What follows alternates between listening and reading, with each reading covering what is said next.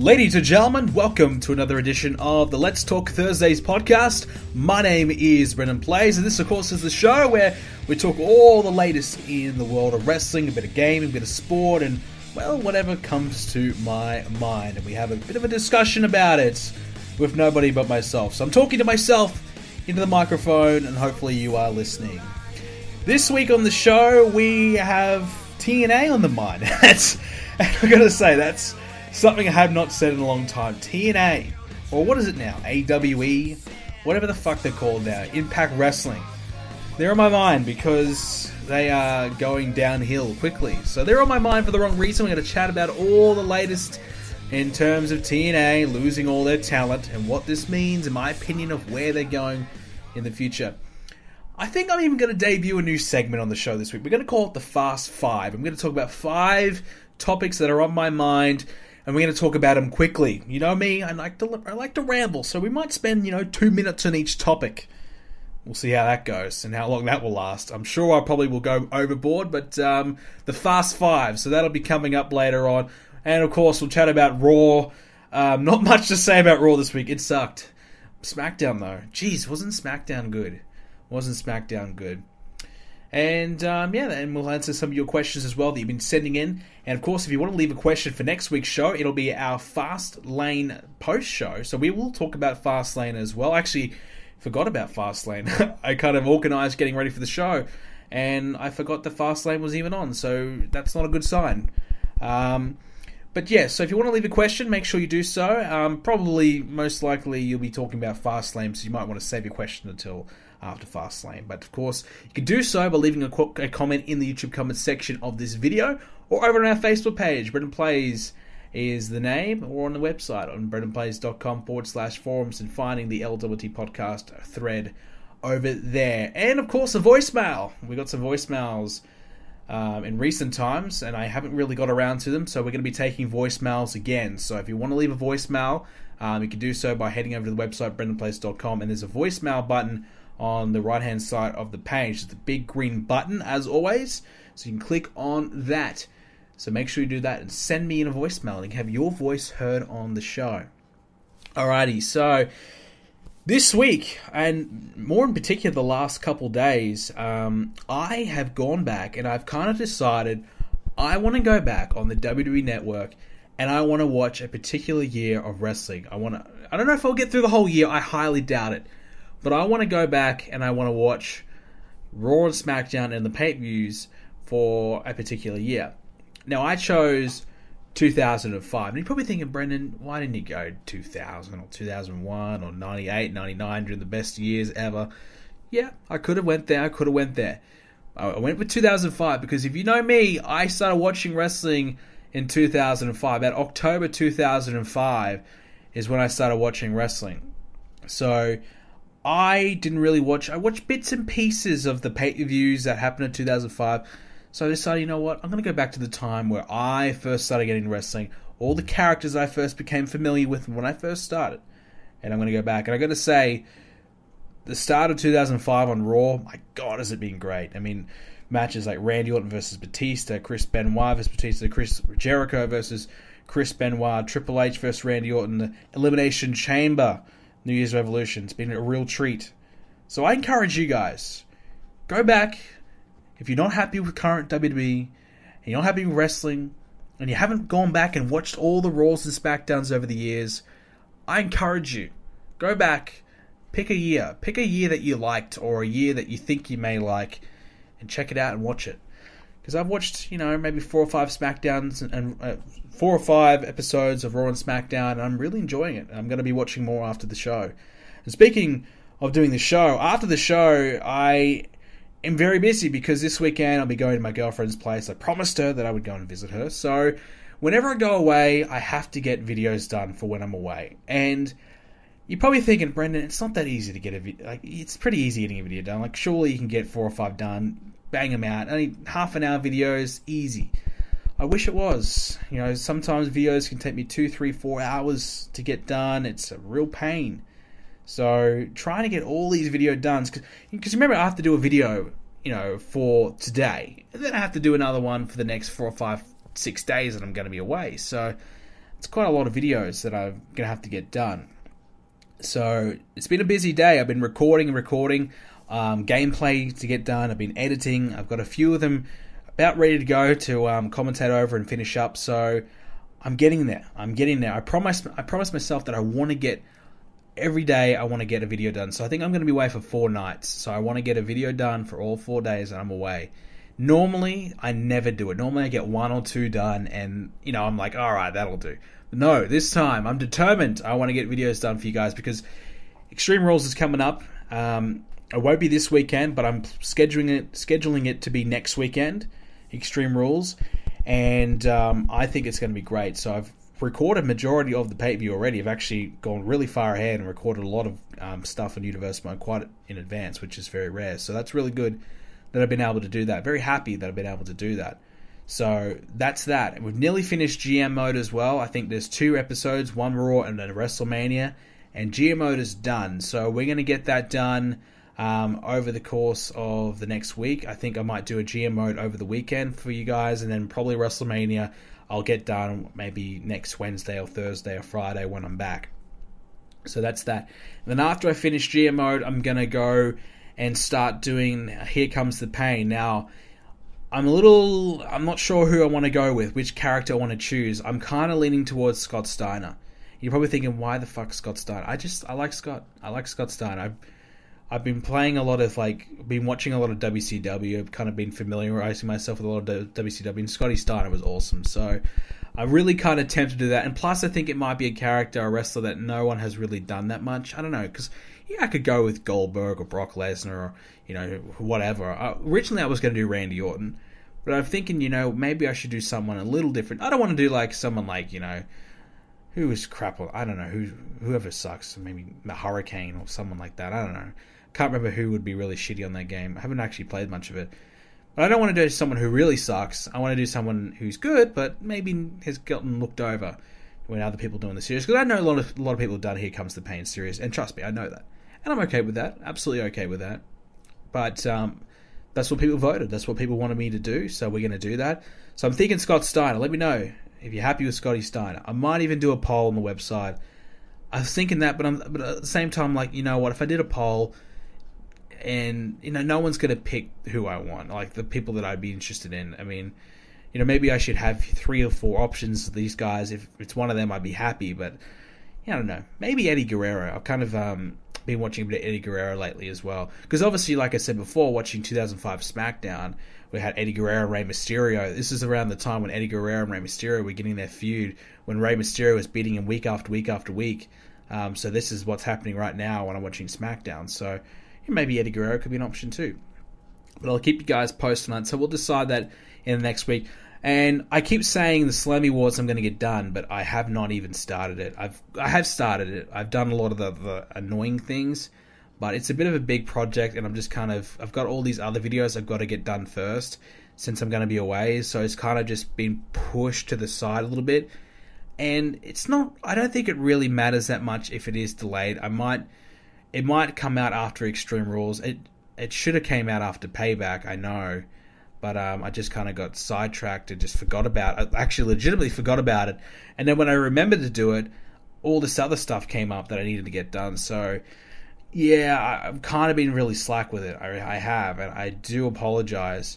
But I'll try and get it done soon. You guys probably even forgot about it, but or don't even care, so probably won't matter. But, yeah, we'll try and get that done pretty soon. Slammy Awards is just a lot of editing, just a lot of finding all the old clips, and it's just a bit of a project. It's about a half a day project, and I don't really have half a day to kind of devote to it right now, considering I will be going away for 4 or 5 days. I need to get everything else done. So I think you'll forgive me, hopefully. If not, well, I apologize, but I'll try my best to get things done, and that's what I'm trying to do. I want to get this pay-per-view done for next weekend, so we can just keep Universe Mode rolling along. We want to get episodes out more regularly. I've been a little bit slow in getting my episodes done. I know that, and I need to be better, and I'm going to try and be better. And it's just a matter of me planning ahead a little bit more and getting ahead. I'm always kind of working on a day-to-day basis, and that's the wrong thing to do. I need to get ahead. But anyways, doesn't matter. let's get into the discussions for today's show. We wanted to start the show off with TNA. Now, that's something that rarely happens, like I said earlier in the show. I barely ever talk about TNA on the show because there's nothing to talk about with TNA. I mean, what's going on in TNA? Who's the world champion? I don't even know. I couldn't tell you. I could not tell you who's the world champion. I heard the Hardy Boyz are the tag team champions, and the Hardy Boyz have obviously left TNA. They're the tag team champions. They've left TNA, and I'm hearing that Anthem Entertainment, that's what they call, right? Anthem, that they don't even want to have the Hardys come on their show, be on a paper appearance, just appear for the tapings, and drop the championships and bow their characters out. They don't even want them to do that. They just want them to vacate the titles and just pretend they left and it, vanished. They're gone. I mean, what kind of planning is this company? I get it, they're in a transitional phase with their ownership and leadership, but I'm hearing that contracts were not offered until the last minute. A big reason why Drew Galloway, who left as well. So, the Hardys, Bennett, Maria, Jade, and Drew Galloway have all left TNA just in the last few days, and I'm sure there's going to be more. So, I'm hearing the contracts haven't been offered right into the last moment before their contracts are about to expire. That's when they're giving them a contract offer. I mean, what kind of management is this? Surely in a month or two, maybe even 3 months in advance, you start sitting down and you start trying to get these guys locked in, because these are the only guys available in the market. I mean, Drew Galloway had a failed WWE run, let's be honest. But as an independent wrestler, he's one of the better ones going around. He's got a name value. He's got a pretty good following, especially over in the UK, which I believe TNA are trying to get another presence, trying to get a TV deal again in the UK and trying to fix that situation. I think they actually get a TV deal, or they're trying to. One of those, they might have already got one. I don't know. I don't really follow too much about TNA. But you would think Drew Galloway would be one of those guys you want to lock down and keep in your company. Now, obviously, the situation with the Hardy Boyz apparently was they wanted creative control. They wanted more control of their characters. And, creative control, if they don't want to lose to this guy, they didn't have to, type of deal. And that was just completely out of the question. So, I can't believe that they wouldn't give the Hardy Boyz what they want. Because Jeff Hardy, you can say what you want to say about him. He's been a star for a long time. And wherever he goes, he's going to be a star. Matt Hardy in the last year has kind of become a star. When I always saw Jeff Hardy as the star and Matt Hardy as like a mid-card guy. As his tag team partner. That was really it. Jeff was the star, Matt Hardy's his brother. But now, I don't know if they're I wouldn't say they're equal, because I think if they went to the WWE, Jeff Hardy would be the man, and Matt Hardy would again be the mid-card guy. But, right now in the independents, I would say Matt Hardy is doing better than Jeff Hardy. It's more about Matt right now rather than Jeff. So, they're both very valuable. Both of them. So you'd want to keep them. You want to lock them in. You want to make sure they don't leave your damn company. But here is TNA. They've let the Hardy Boyz go. So where are they going to go? Where's the Hardys going to go? All the signs are leading towards WWE. Wrestlemania season. Bring back the Hardy Boyz. Big tag match at the pay-per-view. Now, I'm thinking if the Hardy Boyz do come back, the team to face them, I believe, if they are going to be coming back in a tag capacity, I really believe it would be the New Day. Now, personally, I don't really want to see that, but there's no teams that I would really want the Hardy Boyz to work with. There's no one like that I'm begging for the Hardys to kind of work with right now. Enzo and Cass, I'm kind of... Yeah, Enzo's getting a little annoying, and I think a lot of people are kind of feeling that, like on Raw, for example, the crowd are getting a little distant from Enzo and Cass at the moment, so that's a little bit iffy. So I don't know, like if they came back to WWE, who would they work with for WrestleMania if they were going to come back for WrestleMania? They might not even come back for WrestleMania, come back after WrestleMania and go from there. But yeah, so not sure. They could even work with, a makeshift team, just throw two guys together.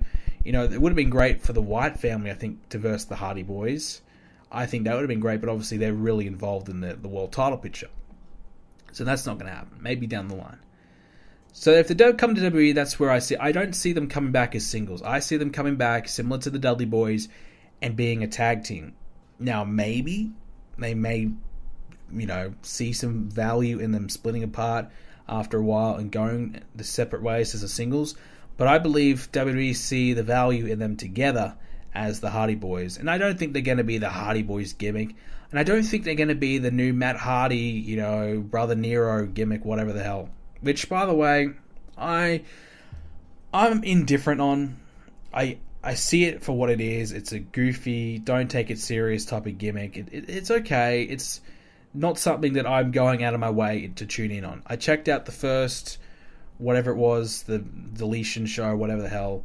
I checked the first one out. I enjoyed it, but not enough to really go out. I started watching the second one, and I was done with it from there. So I'm kind of moved on from the gimmick as well. So I probably see Matt just coming back and just being Matt and Jeff, Hardy Boys coming back. But I think a lot of people, if they are going to come back, I think the fans now have gotten used to this new gimmick. They're going to want to see them come back as, Matt and Jeff, as this new gimmick they're doing in TNA. So that's the thing. Do WWE do that? I doubt it, because it's not their own creation, and they probably are not really, I don't know how WWE feel. Who knows? They may love the gimmick, or they may think it's absolutely stupid. That's a conversation I would have loved to have heard. When Triple H and Vince McMahon and the agents in the back and the guys in the back are discussing this final deletion thing.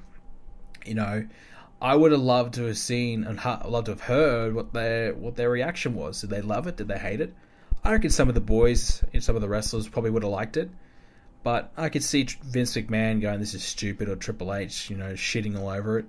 So who knows? They may love it, they may hate it. I think it's a case of you either love it or hate it. I don't, or you just don't care like me. But yeah, so it's a tough one. I mean, Hardy Boys in WWE would be great, but they don't need to go to WWE. They've got a good act that's still pretty hot on the independents.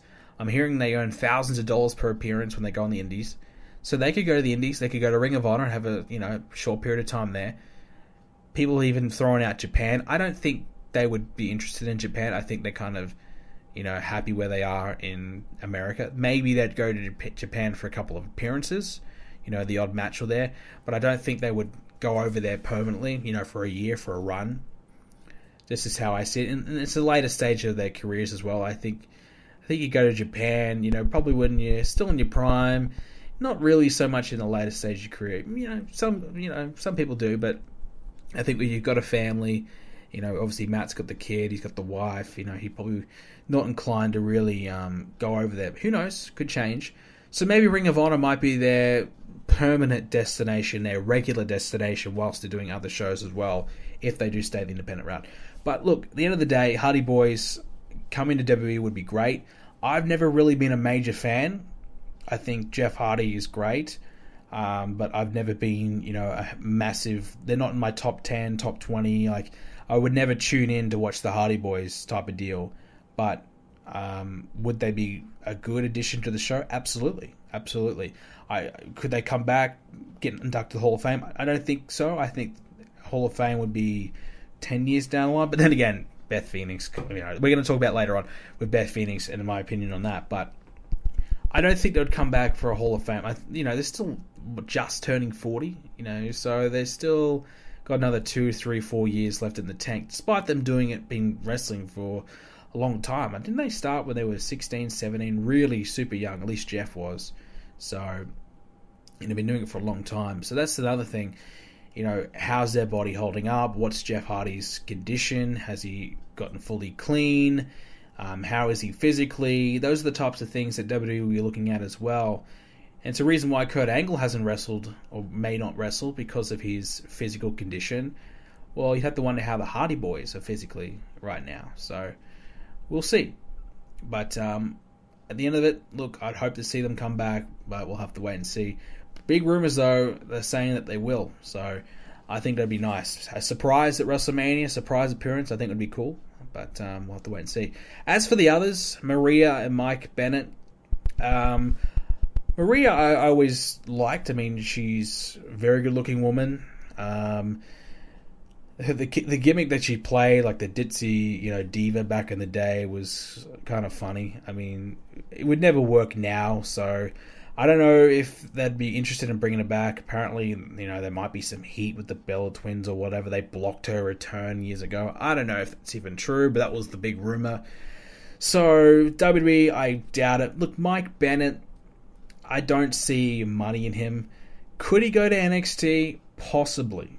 I mean, they may give him a chance at NXT, but I don't see him going the main roster straight away or anything like that. He may get a chance at NXT, but I don't think they'd want Maria in NXT. I think if they're going to have Maria, they'd want her featured on the main roster, so they might even end up splitting up apart, which I don't think they personally would both want to do. So I think it's a package deal, or it's nothing at all with those two. And I think if that's the case, I think WWE might be thinking, well, nothing at all. I think they'd rather have Maria, not Bennett, which is strange because normally you'd rather have the male wrestler than the female. Well, the female manager or valet. But I think in this case, Maria's got more value than the wrestler. Jade, former Knockouts champion. I don't know much about her, so she'll probably hang around the Indies, or who knows what she'll do. And Drew Galloway, he's the other one that's a major loss. He was the man. He was the guy that'd been pushed quite heavily. He was world champion in TNA. It's so amazing that they would let this guy go as well. How can you leave? How can you let one of the guys that actually is interesting that people like? I just can't believe it, man. TNA. I get it. They're going in a transitional phase. Apparently, it's a bit of a, we're revamping. We're hitting the stop button. We're starting fresh. We're cutting the guys we don't want. We're keeping the guys we do want, and we're going to get new talent in. If that's the case, great. But I think anyone that's got some value, anyone that's got some name recognition, especially Drew Galloway, who's still in his prime, you'd want to keep around. Now, I'm surprised that they haven't gotten Del Rio. Apparently, he's close to coming in. I'm surprised they haven't even got Ryback. I think he's a guy that probably should have come after. Say what you want to say about Ryback, but he's, been on TV, WWE for the last 5 years, so you'd probably want to, try exploit that. I mean, Jesus Christ, they signed Brodus Clay right as soon as they possibly could. They brought in Brodus Clay. Surely you want to bring in Ryback, but they tried to get Rey Mysterio. They couldn't do that. And I think they're still trying again. When his contract expires with Lucha Underground later this year, there's been talks that they want to try and bring in Rey. So that'll remain to be seen. Rey would be a good addition, but who knows with Rey? I mean, he could tear an ACL, first match in, and he's gone. And that's Rey Mysterio for you right now. So who knows? I haven't seen Rey in Lucha Underground. When Lucha Underground comes to Netflix, that's what I want to do. I want to watch Rey Mysterio. I think that'd be fun to watch. So I haven't seen much of him. I haven't seen any of him in Lucha Underground. So that'll be interesting to see how he is physically. He's up there in age. So look, TNA, apparently in the future they want to go back on the road and do house shows again. I think that'd be a good decision. But look, honestly, what kind of attendance will they draw? 100, 200? Could they get 500? I doubt it. Which is surprising because, I guess probably not now, but with the Hardys on there, with Galloway, and whatever, if you had TNA come to your town, I'd probably go. If TNA came here, I'd probably go see it. It would be a pretty good card because they got some good talent there. TNA have still got some good talent. They've lost a lot of that great talent, but there's still some there, and I think you'd still get a good show. So I think them going on the road, they may be able to draw. I guess being stuck in Orlando all the time, they just tape, 3-4 months of television in one shot. That's the big thing for me. I can't watch a wrestling product that's taped 6 months in advance. That was one of the other things. Not so much Lucha Underground. I guess it was a deterrent, but Lucha Underground was a little harder to find spoilers. TNA could just log on, boom, spoilers. There you go. It's right in my face. So, and I could just find out, oh man, this guy won the world title. Oh my god, And that's the other thing, guys like Eddie Edwards winning the championship. Some guys being their top guy who I just don't see money in. It's just some strange booking. Yeah, but anyways, I'm not going to shit all over TNA any longer. I wish them all the best. I hope the reset works. I hope this is the right call. Jeff Jarrett back in control, I think, is a good call. Say what you want to say about Jeff Jarrett, but I think he's the right man for TNA. Dutch Mantel booking TNA again is the right call. I hope Vince Russo is nowhere near that product. Who knows? They might even convince Jim Cornette to come out. As long as Vince Russo's not there, maybe even Jim Cornette might show up, because obviously Cornette's got a good relationship with Jarrett and Mantel, so who knows? But, might get a few guys in there to help TNA and try and save this company, because I think the big reason why a lot of people want to see TNA go is because they want all these talents that are under contract to spread around to all these other promotions and help all these other promotions that are doing better, that are making better decisions, better choices, beef them up a little bit and help them out. That's why I think most people, that's probably, if I had to say why I wanted TNA to go, that's probably one reason. Because TNA are making so many bad decisions all in one spot, and all these guys are there, working there. And if you took them all away and you planted all these guys to all these other different promotions and helped the independent scene as a whole, that would be good for overall, but, we still need a strong number 2, and we don't have that anymore, and I wish we did, but we don't. So that would be the big loss. TNA is probably not number 2 anymore. I think Ring of Honor's probably taken over TNA, even Lucha Underground, so TNA is really slipping far behind. They still have TV, but, come on, Pop TV is nothing, so... Or are they on Anthem? Whatever the hell they are. No, Anthem's just the owners, right? They're still on Pop TV. So, look, I wish them the best. Let's hope they can turn it around. Alright, let's introduce the new segment to the show. Wow, we spent a long time on TNA. I apologize if you guys don't give a shit about TNA, but I thought it was pretty important that we covered it for once this week. Plus, we don't have a lot else to cover this week. Not a lot really going on. Fast 5. So, basically, I want to talk about 5 topics quickly. Maybe 2 minutes. Because I watch a lot of TV, like sports shows, and they kind of have like a timer on the screen. I'm not going to have that because it's a podcast, but it's a timer on the screen, and they've got 90 seconds, discuss this topic. Once the timer hits, that's it. Go to the next one. That's what I want to kind of do. So we'll go 2 minutes. But anyways, Fast 5. Beth Phoenix, first of all, Hall of Fame. Should she be in the Hall of Fame now? Is she a Hall of Famer worthy? I say no. Beth Phoenix didn't clock in enough years in the WWE to be a Hall of Famer. She was in the WWE at a time where the women's division was at its absolute worst. Her highlighted feuds were, against Mickie James, good. Eve Torres, Kelly, Layla. She had some good moments where she had some, tables matches and some other... I think she had an I Quit match. So some stipulations had never been done for the women's division. She was a part of that. Obviously being a part of the Royal Rumble. So she had some memorable moments, and she had a good run, a very, very dominant run, but it was just far too short. It was too short. Look, if she came back now and had another 2-3 year run, and maybe she won the belt once again and whatever, I would be saying yes. But I just feel as though she just didn't have a long enough run to be, worthy. She was the best in a horrible situation, no doubt about that. She was the best woman in a terrible situation. But she didn't really have any great memorable rivalries. She didn't really have any great memorable matches. I can't think of a Beth Phoenix match that stands out. So to me, she was great, but look at the people around her to compare her with. This one's a gaming one. Nintendo Switch. Should you buy it? Reviews are coming in for the Nintendo Switch. IGN rated it a 6.8 thus far, which is disappointing. I'm personally going to buy the Nintendo. I've already bought the Nintendo Switch. I'm going to be picking it up tomorrow. I think I'm going to do an try that again. I'm going to do an unboxing video on the Nintendo Switch on the channel.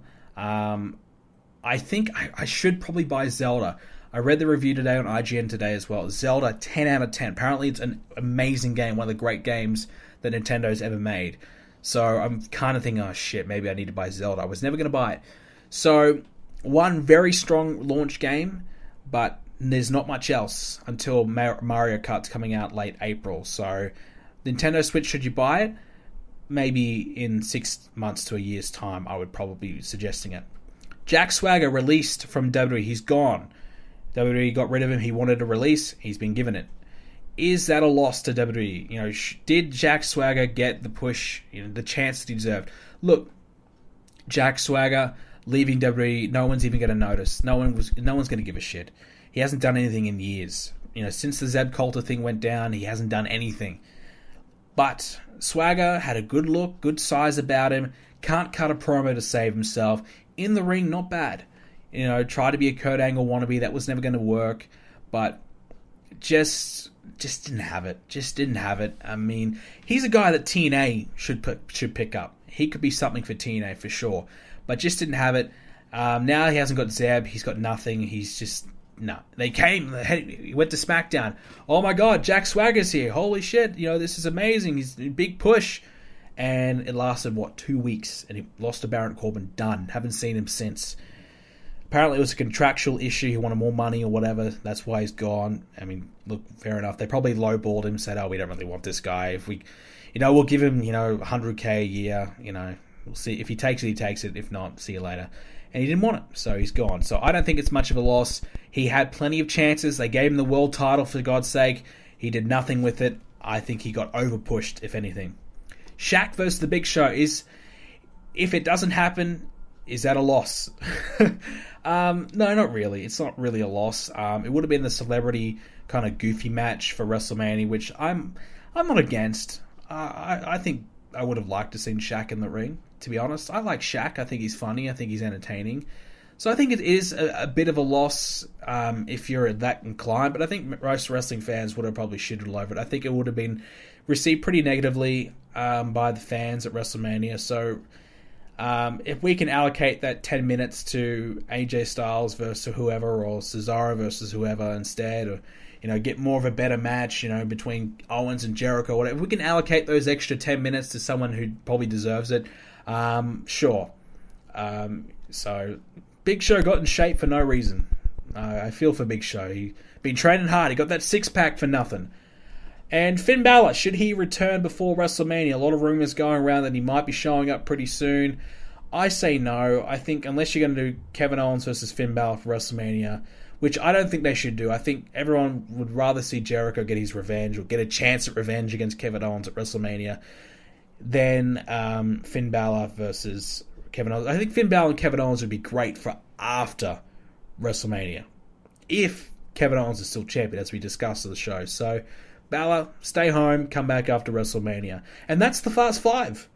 I think we might have just went 5 minutes. Maybe it should be Fast Five in terms of 5 topics, 5 minutes. That would probably make more sense. But it was a spare at the moment. I just kind of thought of it before I went live. So let me know what you think. Fast Five. We'll do 5 topics quickly every week. That would probably be a good thing, because I ramble on a lot. I know that. And I kind of talk a lot. I say a lot of things that I've already said like twice. So I do that a lot. When I write essays and things like that for college assignments, I kind of ramble and say the same shit, just in a different way. That's how I kind of get my word count extended. I'm really good at doing that, but I'm sure it doesn't really look good or sound good here on the show.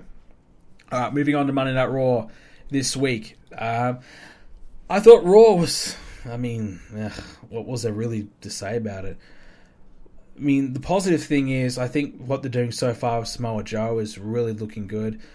I listened to some shows, read some feedback. Some people kind of really criticizing Samoa Joe's promos. I've actually really enjoyed his promos. His sit-down interviews, his backstage interactions. I've actually really enjoyed it. I think Samoa Joe has come off really well. I think Samoa Joe has really started really well. And I think right from the get-go, he feels like a big deal. He feels like a badass. If you don't want to mess with Samoa Joe, you feel like he's going to kick your ass if you say his name. You put disrespect to his name or whatever. I like that. Sami Zayn versus Samoa Joe at the pay-per-view, I think, is going to be good. And I think that's a positive thing. And look, Seth Rollins is the other deal that happened on Raw. Him returning for WrestleMania seems as though it is official, which I think is another really positive thing. That kind of leads me to believe, is his injury as bad as it seemed? I don't know. So it seems as though Rollins and Triple H is going to happen at WrestleMania, which I'm really happy about. That's a match I really want to see. I hope Rollins is 100% though. I hope he's not like trying to wrestle when he's got a bad knee and he's 60%, 75%. He's just trying to risk it and risk injuring himself even more. I hope he's 100% ready to go for Mania. I think it's a match that has been built up built up long enough, and the last month or so they've really amped it up. The interactions he had with Triple H and Samoa Joe in the last few weeks have been really positive, so I'd like to see more of that if we can. More Triple H in the next couple of weeks building to WrestleMania is important, so I'd be all for that. So I'm happy that match is still on.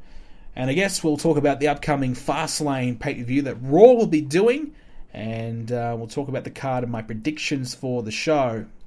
Alright, so we will start with I think it's the pre-show match. Rich Swann and Akira Tozawa versus Brian Kendrick and Noam Dar. Tag team match right there. I'm not going to watch this match, to be honest with you. I'm not going to bother to watch it. Look, I think everyone's in agreement right now that Cruiserweights they're just done. They just can't be saved. No matter what they do, no one's caring. So it's a real shame. But look, I've said plenty about the Cruiserweights. I'm not going to go into it again, but they've got to find a way. They've got to find a way to turn things around. Otherwise, just scrap it. But in terms of that one, I think Tozawa and Swann might win that one. And Tozawa gets his little bit of revenge on Kendrick for the last few weeks of beatdowns. Sami Zayn versus Samoa Joe singles match. They're not going to have Samoa Joe lose here. They had him big debut. Sami Zayn's the Dolph Ziggler of Monday Night Raw. He's a punching bag. He loses to everyone. Sells good. Makes people look good. That's Sami Zayn's role. Dolph Ziggler's had that role for a decade. Well, Sami Zayn, he might be the next Dolph Ziggler. He might be taking over that role very soon. So, unfortunately, if you're a Sami Zayn fan, get used to it. Sami Zayn's not winning that much. Sasha and Nia Jax again. Just have Nia Jax beat her up again, please.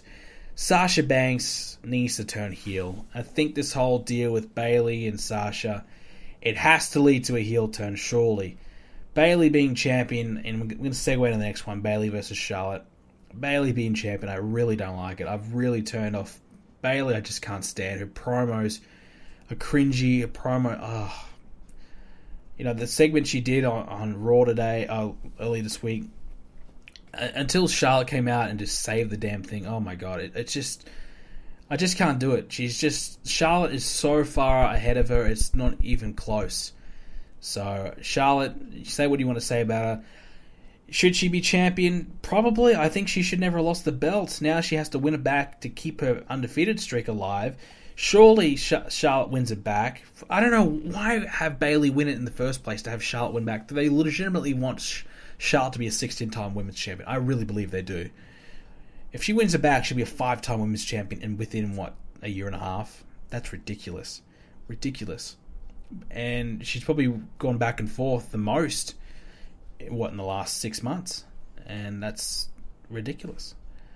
So, if they want to keep that alive, they have to do that. Otherwise, Charlotte will lose it at Fastlane. But surely you don't lose the undefeated record at Fastlane. Surely you wait till WrestleMania. I mean, common sense surely would say, hey, let's wait till Mania to get that done. Next match, Gallows and Anderson versus Enzo and Cass. I'd rather see Gallows and Anderson win it. I think they haven't had a chance to really have a run yet. And I think Enzo and Cass, once again, let's save the big moments to WrestleMania. If we're gonna have Enzo and Cass win at WrestleMania, let's wait till WrestleMania to get that done. Let's not have them win the belts now and you have that big moment at Fastlane. So have Gallows and Anderson win. Maybe they get a DQ finish. Maybe they cheat. Maybe they do something. Hey, let's cheat, get some heel heat. That might be an idea. Let's do something so Enzo and Cass get pissed off and they want a rematch, and you build towards WrestleMania and have a rematch at Mania. Let's build something there. Lately they've been building towards a bit of dissension. Big Cass is getting a little sick of what Enzo's been doing, little silly acts. So what are they going to tease, a split between those two? I mean, that I believe would be disaster. If they split Enzo and Cass, Enzo is done.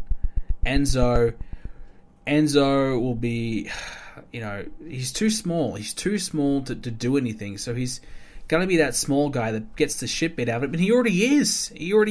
Big Cass is the only one in the tag team doing anything of note. Big Cass cleans up Enzo's mess and saves the day. That's what it already is. So it's quite clear when this team splits, if they do split, Big Cass is going to be the man and Enzo's going to be a job guy. And I think Enzo would be wasted. I think Enzo just needs to be the mouthpiece. That's it. I would even have Enzo wrestle. I'd have Enzo as a manager. But anyways, Gallows and Anderson should win. If they're going to have Enzo and Cass win the belts, save it for Mania. Don't do it now. But I think Gallows and Anderson deserve a chance to show the case what they can do as tag champs and at least have a bit of a run. Neville and Jack Gallagher for the Cruiserweight Championship. Neville should retain. If they're going to do Austin Aries and Neville for Mania, they might want to start that now. So we might see Austin Aries do something at Fast Lane and get himself involved. Maybe he'll come... maybe he'll have an interview with Neville after the match and, try and talk to Neville, and maybe he'll, attack Neville, or Neville will attack Austin Aries and start that feud, which I think would be good. Austin Aries obviously heel, but they could comfortably turn him babyface by having Neville beat him up whilst he's conducting the interview. So I think that's might be where we go if we're going to kickstart that rivalry off, which I think would be good. I think that'd be a good match for WrestleMania. Neville versus Austin Aries. You take away the Cruiserweight stipulation, that would still be a good match. Neville and Austin Aries, two great workers. So take away the whole Cruiserweight thing, and I hope to God at WrestleMania they don't turn the ropes purple for the fucking Cruiserweight match. Please, just keep it the same. That's a big reason, Cruiserweights, I think, are getting a negative reception, because people see those purple ropes, they get up to go to the piss, they do a piss, they go to the toilet. It's a piss break. Roman Reigns, Braun Strowman, 1-on-1. I think this match should be good. I'm looking forward to it. I'm really becoming a big fan of Braun Strowman. Look, he is just impressing me every week, from the Big Show match. His interactions on the mic, yes, it's small, but it's good. Just everything he's doing, I'm really enjoying. I believe Braun Strowman is going to be the man at the end of this year. I think this could be Braun Strowman's year. I think this could be his big breakout year. You could argue that, hey, last year was his breakout year, but I mean, really start dominating, tear through guys in the main event, and go all the way to the championship. I think this could be the year. And we'll talk about the Universal Championship, but I guess, Strowman could be, for example, the one to beat Brock Lesnar for the belt. But, look, they love Roman Reigns, they love him, but Braun Strowman should get this win. Not because, I'm not a Roman Reigns hater. I like Roman Reigns. I used to like him a lot more than I do now.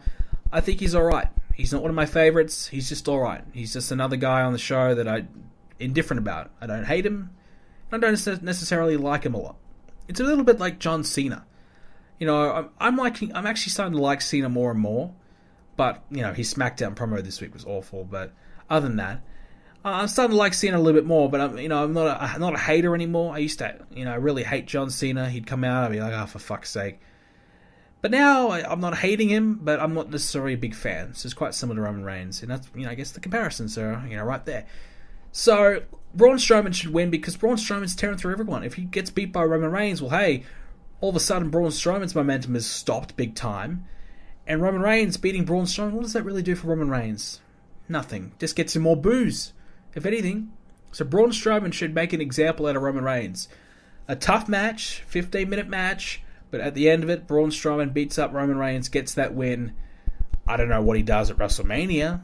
Maybe he wins the Battle Royal. That's all I could really see him doing. I don't know. But I guess it leads me to the Universal Championship, Goldberg and Kevin Owens. I guess with Braun Strowman, if Goldberg wins the championship, the Universal Championship, loses it to Brock Lesnar at WrestleMania, I can definitely see Braun Strowman being the guy to take it from Brock Lesnar later in the year. If that's what they've got planned, then I guess that would be okay. To put Braun over big time, sure. I still think that's not the right way to go. I'd rather see Kevin Owens retain that Universal Championship, hang on to it, than versus Finn Balor for the championship over the next few months. I think that's the way to go. That's got to be the way to go. So I'm still crossing my fingers that Brock Lesnar interferes and attacks Goldberg and screws me out of this title. Now, a lot of people say, Brendan, why would Brock Lesnar want to screw Goldberg? That's why he's taken himself out of an opportunity for the championship. Well, look, Brock Lesnar wanted to verse Goldberg before the title was even on the line. He doesn't give a shit about the title. He wants to get his revenge on Goldberg. His sole purpose is Goldberg. So why would Brock Lesnar let Goldberg have his magical moment? After 12 years away, he comes back and wins the championship, gets to hug his kid, get his kid back in the ring, raise his kid's arms, and take his kid's shirt off again for no reason. Maybe he'll even, maybe the kid will be, full on naked for some reason this time, because for some reason Goldberg wants to have his kid shirtless in the ring. I don't know, it's weird. Maybe Goldberg gets that big moment. Gets to hug and kiss his wife. Goldberg gets the huge moment he's been wanting to have. He has to be the superhero. Why would Brock Lesnar want him to have that moment? If Brock Lesnar hates Goldberg so much, he's embarrassed him. Why would Brock Lesnar want him to have that? Yes, Lesnar, hey, I get a title shot at WrestleMania. But in storyline, Brock Lesnar was not concerned with the championship to begin with. If Brock Lesnar cared so much about the title, yes, he was in the Royal Rumble. But after the Royal Rumble, you didn't see him going, oh man, I need to get myself in contention for the belt. He said, I want Goldberg. Goldberg eliminated me. Goldberg's now my problem. So in storyline, it still makes perfect sense to have Brock Lesnar come out, interfere, screw over Goldberg. After the match, Goldberg and Lesnar, perhaps Lesnar interferes, Goldberg gets hit by Lesnar, or referee's down, Goldberg gets hit with an F5, Kevin Owens, gets the lucky win, and then Goldberg maybe chases after Lesnar in the back or whatever. Out comes Chris Jericho from the crowd when Kevin Owens is celebrating, hey, I did it, I beat Goldberg, look how good I am.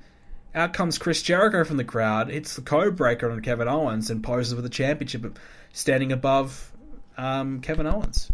And there's your WrestleMania match for the Universal Championship. And you've continued to build towards your WrestleMania main event, which is clearly, it's going to be Brock Lesnar and Goldberg as the WrestleMania main event. I'm sorry, it's not going to be Orton and Bray, it's going to be Goldberg and Lesnar as your main event. So you've got two matches right there instead of really one. I mean, look, Owens and Jericho for the US title, is that going to have as much hype about it as it would if it was the Universal Championship? No. Is Goldberg and Lesnar going to have any more or any less hype about it if it's got the Universal title involved? No. It'll have the same hype. Maybe some people might be a little bit more interested because of the titles on the line, but realistically, would Goldberg and Lesnar sell more pay-per-views? And we know we don't sell pay-per-view buy rates. Sell more subscriptions, I guess you could say is the current terminology. Would it sell more subscriptions if the Universal title is on the line? In my opinion, no. In my opinion, Goldberg and Lesnar will do the same business with or without the championship. Kevin Owens and Chris Jericho, though, that match would be much more elevated if the Universal Championship is on the line. That's my opinion. And I hope they stick by that. I hope Goldberg doesn't win it, because in my opinion, Goldberg should not win the championship, and I don't want to see Brock Lesnar win the championship either. I really want to see Kevin Owens be the champion and lose it to Finn Balor when Finn Balor returns after WrestleMania. That's what I want to see. That's the direction I think they need to go. Part-timers with the championships needs to be a thing of the past. Lesnar's done it before. There's no need for him to do it again. Because, let's be honest, Lesnar would beat Goldberg at WrestleMania. We know that. Lesnar probably won't defend the championship until SummerSlam. That's 4 months. 4 months without the Universal Championship. A brand. Monday Night Raw is already struggling. The show already sucks. Let's be honest. Every week people say how great SmackDown is and how shitty Raw is. And it's not just because it's the popular thing to say. It's because it's absolutely true. Raw is, a 3 out of 10. SmackDown is a good 8 out of 10. That's a big difference there. SmackDown's not perfect, but SmackDown is clearly a far better show. The storylines are way better. They find a way to make each match more interesting. Top to bottom, every moment in the SmackDown shows feels important. It doesn't feel like filler. It doesn't feel like we have Titus O'Neil versus the New Day for some fucking reason. New Day aren't coming out selling ice cream cones. There's legitimate rivalries. Dean Ambrose is pissed off at Baron Corbin. They just want to come out and fight. Randy Orton's torching down Bray Wyatt's compound. Nikki and Natalya want to beat the shit out of each other. All these different things that are actually, hey, this is probably what we want to see. We don't want to see people, New Day saying, hey, buy our ice cream cones and let's fight over the imaginary ice cream cone plans, the secret ingredients. We'd rather see people say, hey, fuck you, I don't like you, let's fight. And that's what you get on SmackDown. You get ice cream cones on Raw. So it's a clear difference. So you take away the World Championship from Raw for 4 months. How the hell will Raw survive? It can't. Kevin Owens needs to remain champion. Lose it to Finn Balor when he comes back. Give Finn Balor the title reign that he should have had. Let Kevin Owens chase from there. And there's your next big rivalry for the next 3 months. Owens and Balor. You can run that until SummerSlam. You could run that for 3 months and then change the rivalries for SummerSlam. You want to have Balor and Lesnar? There you go. Fine. You want to have Balor versus whoever? I don't care. But you've got the title there every week. You've got rivalries happening. You've got that belt being defended week to week. With Lesnar, you might get one title defense between now and SummerSlam. Maybe, if you're lucky. You might do Payback. But that's it. And even then, for some reason, they're wasting Lesnar's appearances. He's appearing after Raw and Spirit and F5ing the Big Show every second week. That's the dark match after Raw. Every second week, he's F5ing Big Show for some reason. Why isn't he coming out when Goldberg's coming out and talking shit to Kevin Owens? Why isn't Brock Lesnar come out and say, hey, you know, whoever wins that match, you know, Goldberg, if you win, I'm going to take that title from you too. Why not do something there? You know, do something. If you're going to use Lesnar, why don't you actually use him on the show? You know, why don't you have him, you know, come, you know, beat someone up backstage and look good? He's been looked like a joke the last 6 months because of Goldberg. Why don't you have him come out and call anyone out in the back, get on the mic and say, well, Heyman can get on the mic and say, my client wants to fight anyone in the back. Who wants to step up and take on Brock Lesnar tonight? This is your big moment. And send some goofball out there and get his ass kicked by Lesnar. Make Lesnar, we all know he's great, but a reminder for people that might not have tuned in for the last 6 months would be nice. Just, you know, I'm crazy. What am I thinking about? Anyways, that's Fastlane. Quickly, we probably spent too much time on that. SmackDown, I love the Randy Orton ending. It was different. It was great. It was a surprise. I really felt as though they were going to go with Harper versus Bray versus Orton at WrestleMania. I thought that was the plan. I'm glad they swerved, but it's a little out of nowhere, and it's a little silly that like a week ago, Randy Orton's like, oh, I love Bray Wyatt. He's my master now. The next week, he's like, oh, fuck you, Bray Wyatt, and we're going to fight. Little odd, but, you know, the segment was great. Really, really good. For people thinking it's going to be a triple threat with AJ Styles in it, no. Quite clearly, I think next week Shane McMahon will come to the decision saying, hey, Randy Orton's the Royal Rumble winner. If he wants to do the match, he gets the match. And if Randy Orton was going to do the match, then we would never even had a number one contenders match to begin with. So because of that, it's just going to be Randy and Bray. AJ Styles is going to be pissed. He might even attack Shane, and you start that rivalry, which it's quite clear that they're going to do that. And speaking of quite clear, it's pretty obvious now. Cena and Nikki Bella versus Miz and Maurice. You can lock it in for WrestleMania. Finally, Cena and Nikki have made their first appearance together. Really lovey-dovey, you know, kissing each other, hugging each other. How nice. I mean, it's only taken them 3 or 4 years, right? So they finally established that relationship on television. And look, my favorite part of the segment was Nikki Bella's part. She came out and said, you know, you want to fuck with my man? Well, I'm going to beat the shit out of you, bitch, or whatever she said. You know what she said, but, you know, that was my favorite part of it. So, hey, look, I'm all for it. If they keep building it towards that, I mean, I like the Cena and Miz interaction. I thought Cena's promo was a little, you know, just the voice that he does. He puts on this stupid voice. I think that's kind of silly. I get it. It's like his promo voice, but, you know, I think it's a little hokey, but I think I'm jumping on board. I'm okay with it. I'm not against it anymore. I was thinking, you know, whatever, it's just a stupid match. But, you know, look, I'm okay with it. You know, not every year does Cena have to be in the spotlight in the main event. It's refreshing. Let someone else have the spotlight for 1 year. Because, let's be honest, let's say Cena versus, I don't know, Baron Corbin. You think Baron Corbin's going to beat John Cena at WrestleMania? Hell no. So, in this way, Cena and Nikki beat Miz and Maurice. Well, the world goes on. No one really cares. No one's going to care who wins that one. So, we can move on.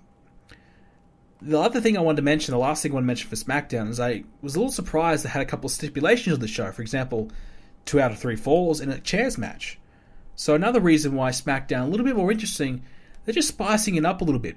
Having in a stipulation here or there. And obviously, the chairs match between Ziggler and Apollo Crews made a bit of sense because they've been using chairs back and forth on one another. So, yeah, I thought it was a good match. So, once again, SmackDown, just a little bit more excitement about it. A little bit more, you know, I've been saying it for a long time. Out of the ring skits, like the Randy Orton thing, really needs to return to wrestling. You think about the Attitude Era, some classic moments, you know, Stone Cold, and Booker T in the grocery store, that kind of fight, throwing the championships into the river and these guys fighting out there as well. Those types of segments are very memorable. A lot of backstage fights, parking lot brawls, Stone Cold's car, Vince's car, whatever, getting cemented in. All these different types of memorable moments. You remember that for a long time. Are you going to remember like a brawl in the ring? Maybe not. These are the things that you remember. And I think a lot of people might remember this Randy Orton torching down the Wyatt family compound for a few years to come. I think that was a pretty memorable moment. And it felt like a horror scene as well. So they really produced it kind of good. Obviously, when they had the worms in the bait on the floor, that was so like there were not actually maggots and all that there. But that was obviously edited in, but that was fine. Whatever. I enjoyed it. Anyways, we've got one last thing as well. Some rumors: Kurt Angle potentially coming back after WrestleMania to replace Mick Foley as the general manager. Which, by the way, Stephanie McMahon every week just burying poor old Mick Foley. Jesus Christ, it's just getting ridiculous. Stephanie has got to go. Honestly, she's just talking down to everyone, and no one can do anything about it. It's ridiculous. She's burying the entire women's division, talking shit about Sasha and Bayley, and she's talking shit about Mick Foley every week as well. I mean, frustrating. I mean, nothing happens. So Angle coming back to replace Foley. Look, I'm kind of done with Mick Foley, to be honest. So I'm not. So the whole Stephanie thing, yeah, I kind of just laugh at it. But would Angle be a good replacement? Absolutely. And more Angle, any Angle, to be honest, any Kurt Angle, the better. So GM Kurt Angle, and that way you could probably set up a match between Angle and somebody down the road, maybe SummerSlam, maybe next year's WrestleMania, whatever. Maybe SmackDown versus Raw at Survivor Series, and Kurt Angle steps up to be in the team this time. Let's do it. Fine. I'd be okay with that. Gets Angle on TV, gets him involved in something. I'm okay with that. All right, we have some questions we'll get into before we get out of here and end this week's show. So let's get straight into them. Hi, Brendan. I hadn't sent you in a question in a while, but WWE, do you think they'll ever get bought and then WWE they'll stop creating wrestling content and then it will just end? So they get takeover and WWE finishes. Cheers. It's possible WWE could get bought.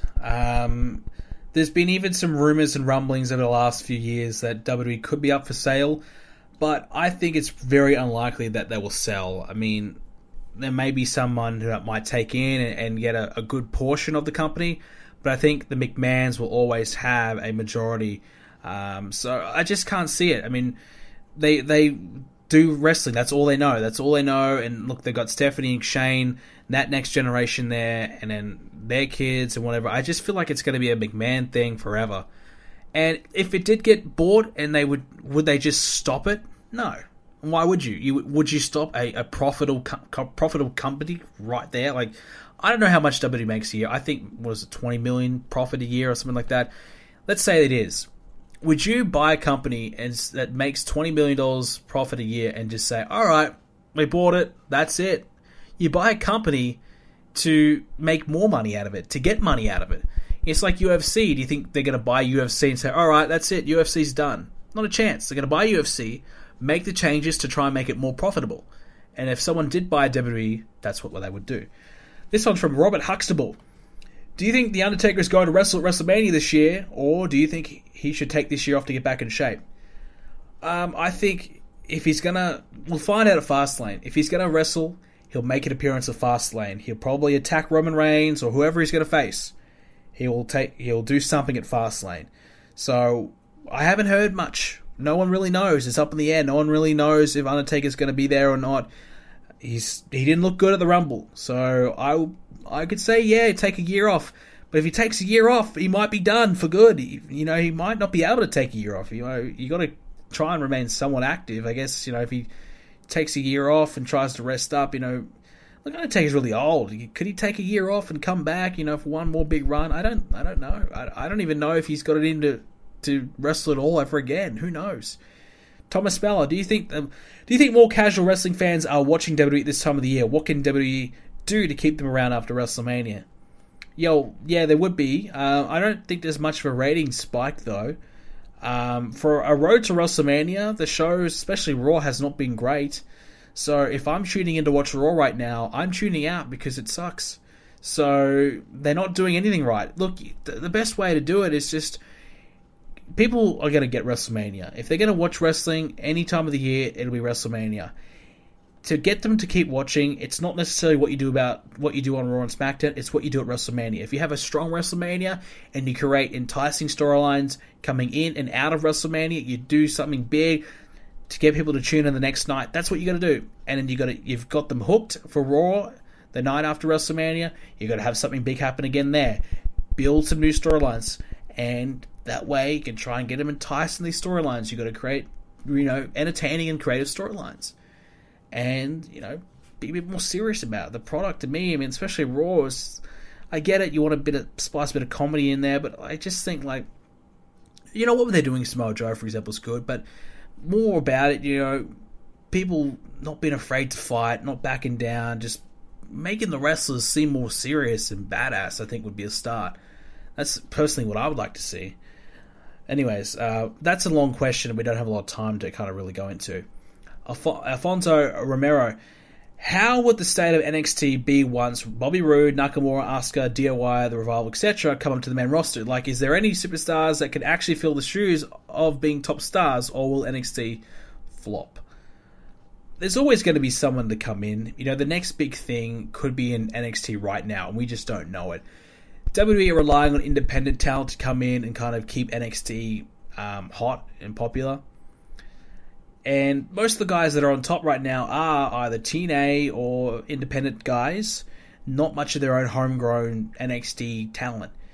But, like I said, you never know. The next big thing could be in NXT right now, or it could be a year away.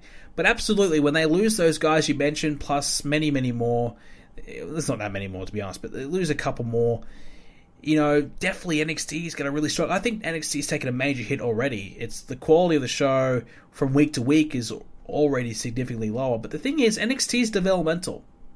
I think people think NXT as this big, this is going to be better than Raw and SmackDown. Well, at the end of the day, this is for these guys that they believe are the future of tomorrow to get experience on TV, get their characters over, learn how to get better, learn how to get over, learn how to put on a good match, do all these things. This is what NXT's for. Learn how to work a crowd. So these guys technically should still be learning. They shouldn't be the best of the best already down there. The best of the best should be on SmackDown and Raw. So I think people are kind of harsh on NXT in that way, that I think the fact that, yes, you want some guys to say, oh man, this guy, if he gets the main roster, he can be a big thing. Sure, but you shouldn't criticize so much that there may not be that right now in NXT, because they're developing, they're learning, they're getting better, and a lot of these guys that are on the main roster, they deserve to be there. And if they're not, if they're in NXT, well, there's a reason for that. That, either they've just been signed, or they're getting better, they're developing, they're getting their character over, they're developing the characters, etc., etc. So, give us some time. You never know. In 2 years' time, NXT could be huge again, flourishing with talent. You just don't know. It just has to take time for this new crop of guys to get to that point. And obviously they need to rely on Bobby Roode and Nakamura, these couple of guys, to kind of keep the show afloat whilst that's the case. And that's the challenge. Another one from Robert Huxtable. Do you think Goldberg versus Lesnar will be better than it was back at WrestleMania 20? He believes it's one of the worst WrestleMania matches he's ever seen. Well, it definitely is one of the worst WrestleMania matches, no doubt about that. I think it will be better, because that match was, two guys who didn't want to be there wrestling to a crowd that knew that they were leaving, and the crowd shitted all over it. This time the crowd will be more receptive. This time the crowd will be into it, I think. This time both Lesnar and Goldberg should be into it. I think Goldberg will be. I don't know about Lesnar. I feel like Lesnar's really unmotivated right now. That's the perception I'm getting from him. That he's really we know he normally turns up for a paycheck, but at least he somewhat tries. Now I feel like he's turned up for a paycheck and just could not give a fuck. So that's the perception I'm getting. Hopefully he tries, and it's not just suplex 1, 2, 3, 5 suplexes, an F5 or two, and that's it. Hopefully they actually do a couple things to make it good. I think they'll give it. I think they'll try. I think Goldberg will want to. Probably going to be his last match. I think he'll want to end in a good note. Cameron Fox, how do you feel about Kurt Angle saying John Cena is one of the greatest wrestlers of all WWE wrestlers of all time? He's only telling the truth. I mean, Cena's won the belt 16 times. You look at the accolades, you look at all the great matches he's had. Couldn't argue it. This one's from Sandman. What do you think about Money in the Bank becoming a SmackDown exclusive pay-per-view and not being cross-branded? I think it's silly. I think Money in the Bank, you should have 3 guys from Raw, 3 guys from SmackDown, compete in that ladder match, and the winner gets the briefcase and cash in on whichever brand they want. From Rahul Hazra. What do you think about the NXT Women's Division, considering only Billy and Peyton? Who's better between Billy and Peyton? The NXT Women's Division is really the lowest point it has ever been right now. Billy and Peyton I really like, because obviously they're Australian, so I've got to like them. I think Peyton Royce is the better between the two. I think Peyton Royce is great. I think she could be something. Together as a duo, I think that's a strong pairing, and I would keep that pairing for as long as they can. I think Peyton has a better chance on her own. So, yes, the NXT Women's Division is very, very weak, and it probably will be. That's why Asuka's not going anywhere, because if she goes, that division is crumbling. It's done. But Asuka could really do with the main roster spot too. I think she's, mid-30s. If she's going to go up, she might need to do it pretty soon. From Thomas Speller, what is the next milestone you're going to celebrate on your channel? Probably 100,000 subscribers, which I don't think I'm ever going to hit. I don't think I'll get 100,000 before it's all said and done. Maybe, if a miracle happens, I might get there.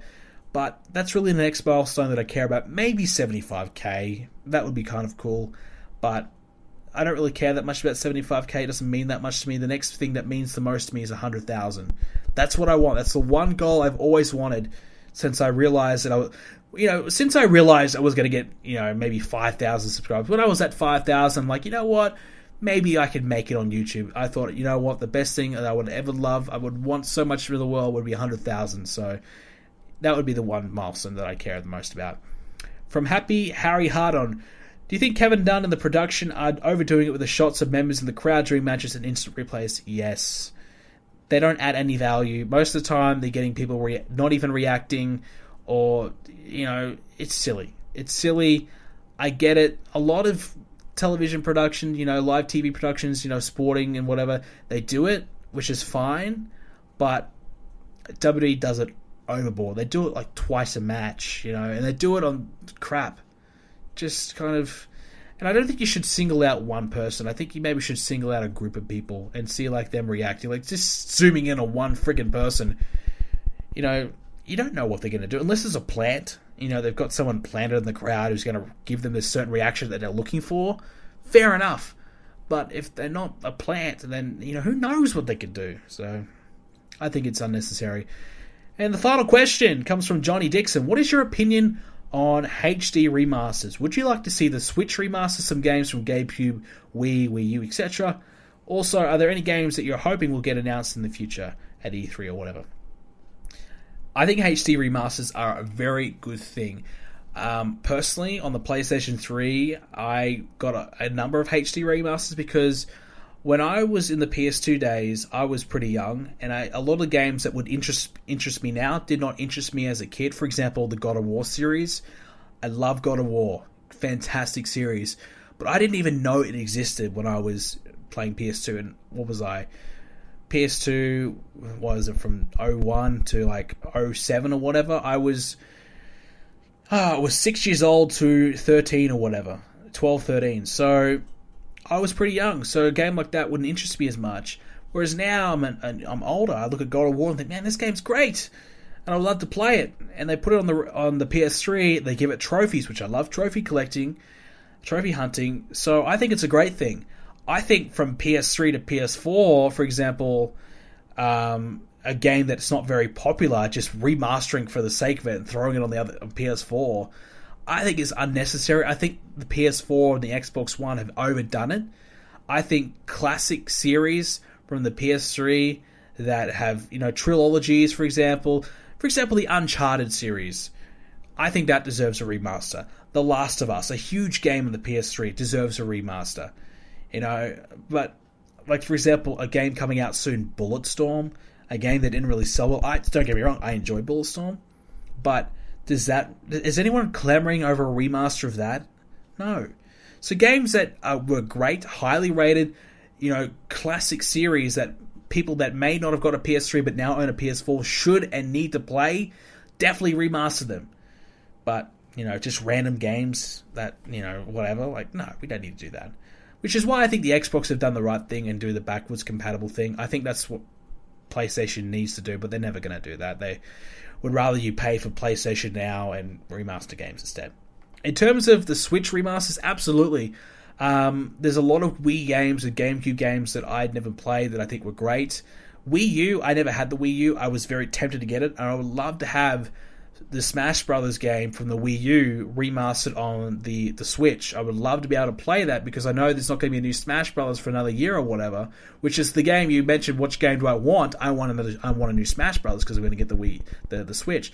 So I'd love to be able to play that and whatever solo games there were on the Wii U. There wasn't that many, but there was a few, like a couple of Mario games were pretty good on there. So I wouldn't mind them putting that on the Switch. So I think there's a lot of people that are going to buy the Switch that never got the Wii U. And it's quite similar to the PS4, PS3 situation. PS3 sold well, but a lot of people have switched from Xbox to PS4.